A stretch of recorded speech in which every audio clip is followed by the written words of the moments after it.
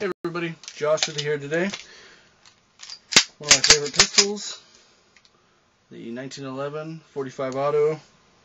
It's a single action automatic pistol apparently. And it's a very accurate and reliable and safe handgun, by the way. Been used for well over 100 years. It's been the official sidearm of the U.S. military in one fashion or another for just over 100 years, being it was adopted in 1911 and it's the year 2012.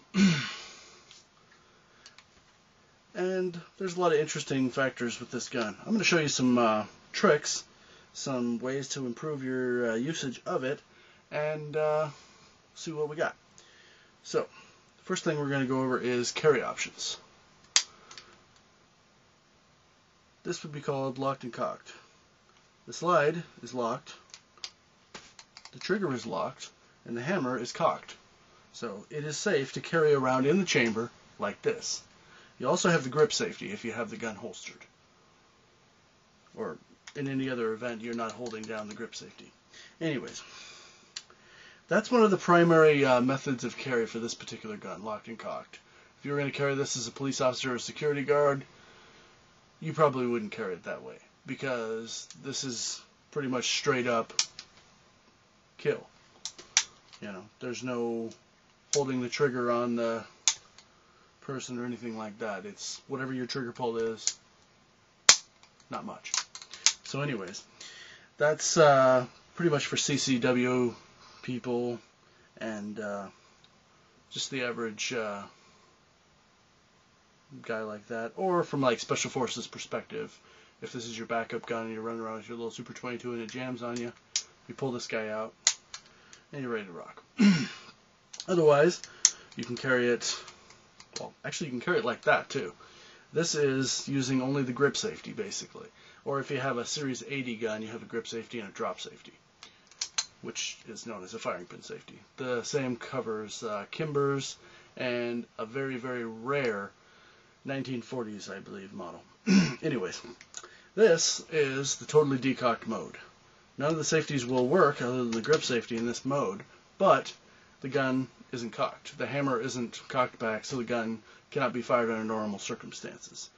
Under dropping situations, it is unsafe to have a gun with a round in the chamber like this, unless you have a Series 80 or a Kimber. It becomes a little more safe with drops. Although, there's also the half-cock notch. The half-cock notch, or safety notch, if you're a gunsmith or a firearms expert, is another way to carry the gun. You can have a loaded round in the chamber.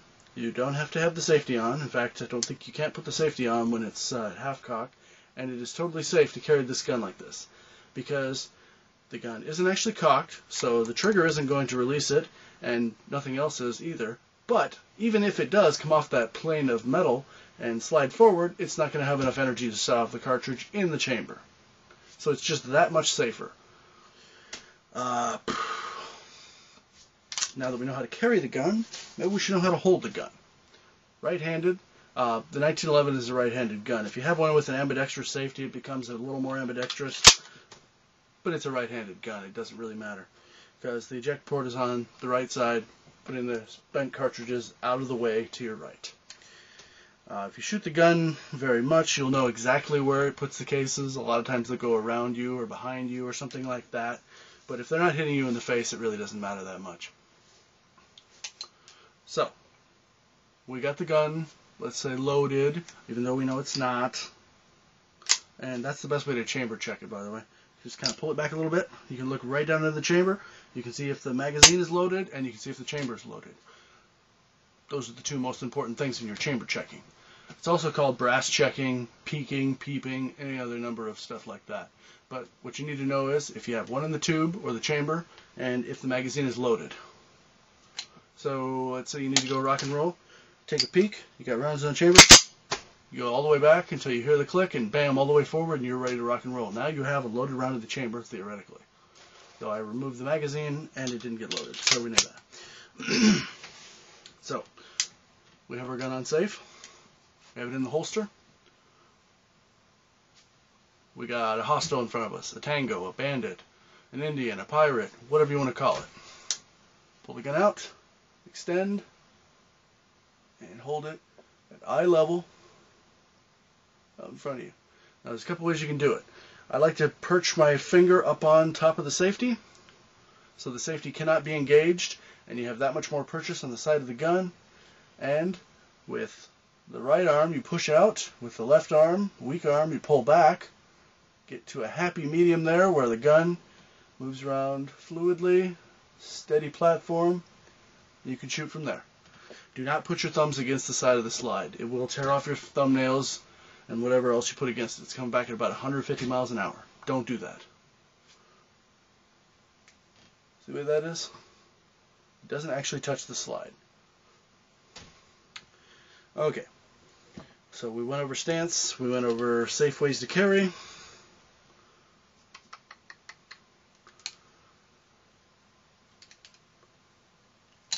For reloading, of course, you want to keep your hand pretty much in the firing grip. Remove the magazine, pull out your fresh, right hand, index, ready to go. You can also change the mags entirely with the left hand, which might be a better way to do it. Then you don't have to move your finger away from the trigger.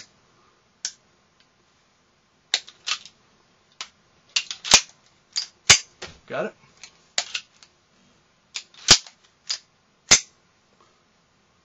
I don't know if you can see that.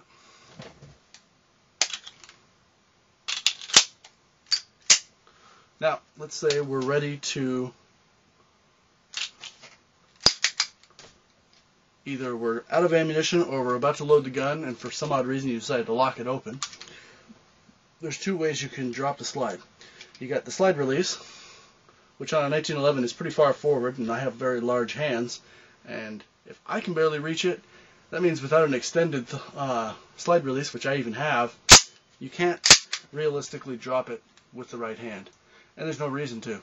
You slap in your fresh magazine, bring your hand up on the top of the slide, back to the serrations, drop it like that. See how this one motion? Not to mention, the gun is ready to go even faster. Sure, you can be like so, but then you have the wrong angle on the gun. It's actually faster to go like that, and it's more positive. I don't really want to get into a big argument with everybody, but if you watch really closely, you see when you pull the slide back, it goes back further. Now, there's a spring down here, the recoil spring. And the more tension you put on the recoil spring, the more energy the slide has to go forward. Right? Right. So further back is better. Makes sense. You just got to think. I think we've covered enough for today. If you ever wondered what it looks like to be sighted up by Josh, now you know.